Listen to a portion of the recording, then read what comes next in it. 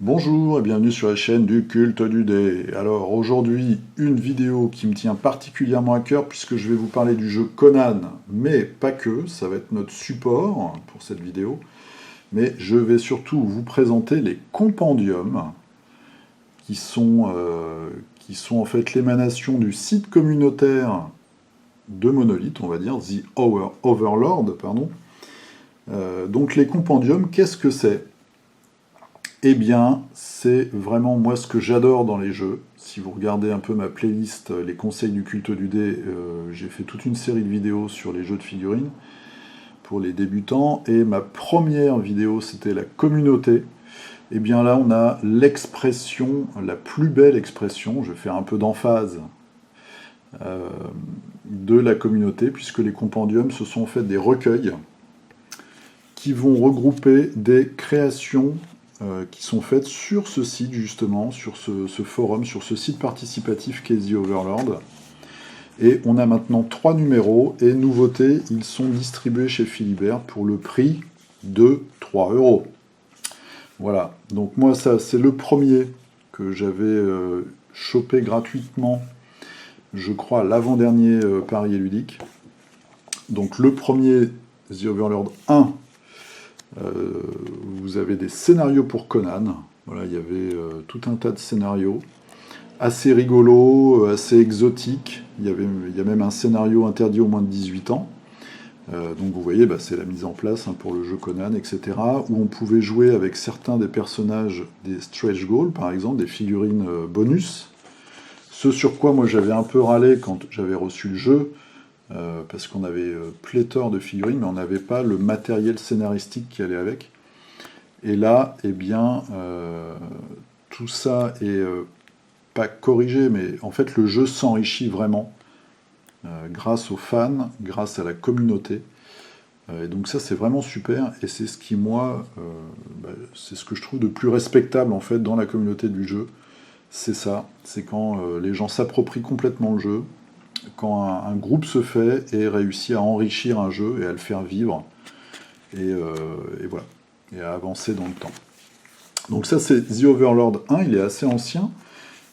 Nous avons le 2, et là le 2, eh bien, nous allons avoir également des articles qui sont vraiment super, donc de Martin Grandbarbe pour la peinture et de Stéphane Nguyen pour la sculpture.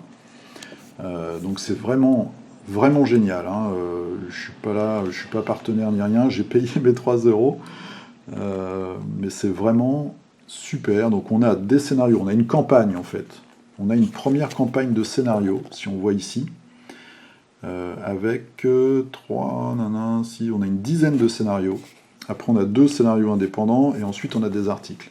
La campagne en fait va tourner autour des personnages de Pélias et Taurus. Donc Pélias et Taurus, on voit ici, c'est le voleur et c'est le magicien. C'est le voleur, je crois, qu'on a dans Conan, dans les récits de Conan, l'histoire où on va trouver aussi l'espèce de dieu éléphant extraterrestre. Donc voilà, on a toute une campagne avec ces personnages-là, avec plein de scénarios, qui utilisent aussi un petit peu les stretch goals, des figurines un peu exotiques, etc. Donc ça, c'est vraiment super. Et alors après, cerise sur le gâteau, et quelle cerise ? Un superbe article sur la sculpture de Sog. Moi qui viens de prendre des cours, là, je prends des cours maintenant toutes les semaines de modelage, mais sur des jeunes femmes nues. Donc là, c'est de la sculpture, c'est vraiment super, c'est tout le cheminement de la création de la figurine. C'est vraiment super, c'est vraiment génial de voir toutes les étapes, c'est très bien expliqué. Il y a plein d'informations, et on voit vraiment le travail créatif. Donc ça fait plaisir. Je dirais que c'est de l'artisanat de haut niveau. Et ensuite, vous avez... Alors, il y a aussi des petites nouvelles. Ça, c'est vraiment sympa. Et le guide de peinture. Voilà, le pas à pas. Donc ça, pareil.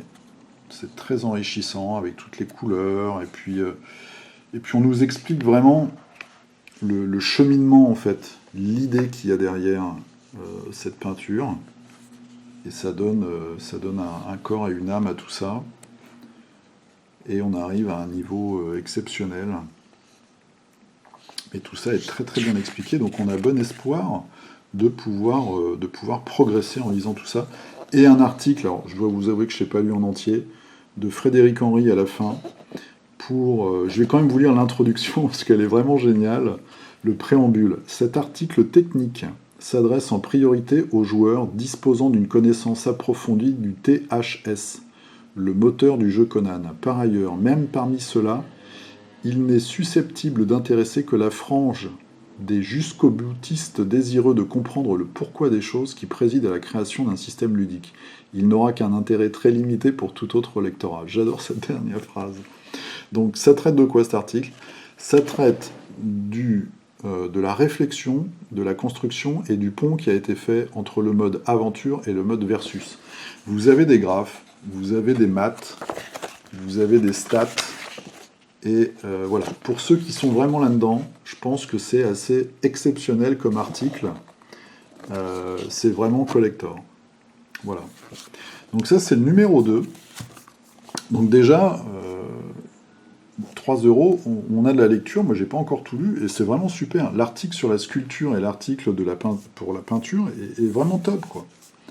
Et ça, c'est le 3e. Voilà, donc distribué par Philibert, hein.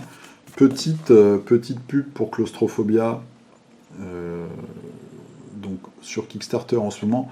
En ce moment, Kickstarter, c'est la folie pure, quoi. Il y a des gros projets tout le temps.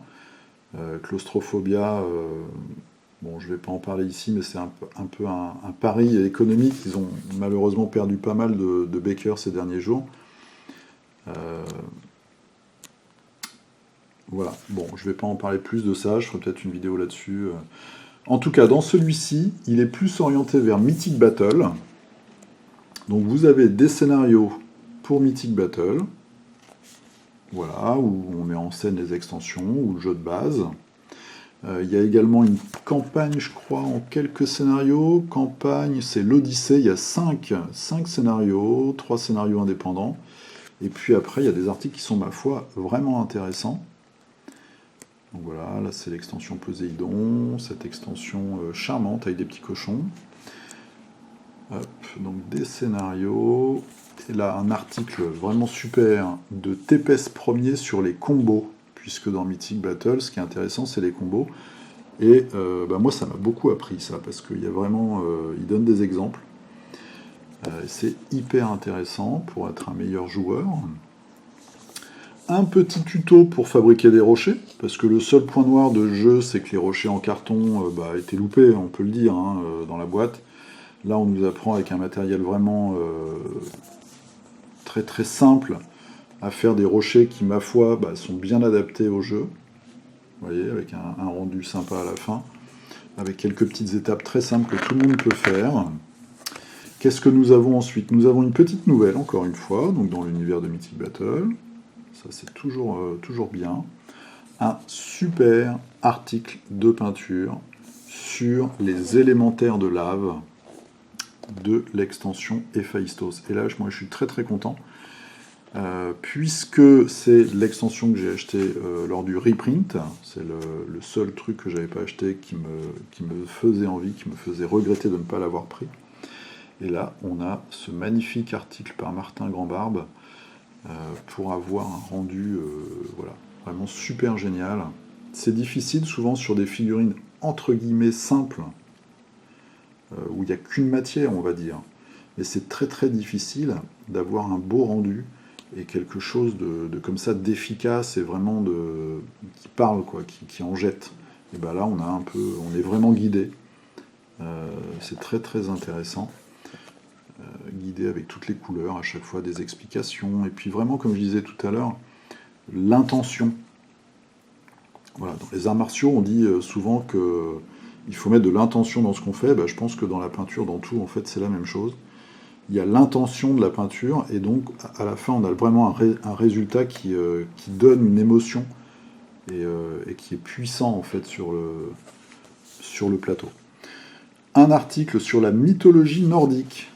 Voilà, très intéressant, qui nous dit un petit peu ce qui va arriver cette année. Donc ça va être le Ragnarok, hein, le Mythic Battle, mais avec les dieux du Nord. Très chouette article, c'est un article, on va dire encyclopédique, d'histoire, quoi, hein, sur les différents dieux. C'est très sympa. Un article, c'est par Sales Figurines, je crois, hein, sur une figurine de Batman. Et la thématique, là, c'est comment salir un vêtement. Donc on voit avec plein de petites techniques sympas pour faire des textures un petit peu différentes et arriver à un résultat comme ça qui a l'air foutraque mais très naturel et qui en fait représente un petit peu de travail. Donc c'est très très sympa. Et alors celui-ci, moi j'adore, hein, la sculpture. Encore une fois, Stéphane Nguyen, là, il nous fait un beau cadeau. Sculpture, donc un pas à pas de la sculpture d'une des figurines de Claustrophobia. Là aussi très particulière, il nous explique vraiment les étapes et il nous fait partager vraiment son métier, dans le sens que par exemple pour fabriquer l'armature, il pense déjà, enfin c'est un grand professionnel, donc pour lui c'est naturel, mais il nous l'explique, et ça c'est vraiment chouette, que la figurine qu'il va faire, elle va devoir être coupée pour être moulée par exemple. Donc son armature, vous voyez, elle est en deux parties et il laisse la fente du milieu pour passer en fait sa scie de joaillier qui va couper sa figurine une fois réalisée pour après faire le moule, on va dire. Donc c'est vraiment super, il explique des trucs, on apprend des choses sur les matières, sur la façon de faire, les ossatures, il nous détaille toutes les étapes. Moi je prends vraiment beaucoup de plaisir en fait à lire de ce type d'article. C'est vraiment... j'aime beaucoup moi, les gens comme ça qui partagent leurs connaissances. Donc on voit avancer la figurine qui en plus est très très particulière. Donc lui il a le concept et puis après il doit faire la figurine. Il voit pas tous les angles, alors il doit imaginer des choses, etc. C'est vraiment super. Voilà.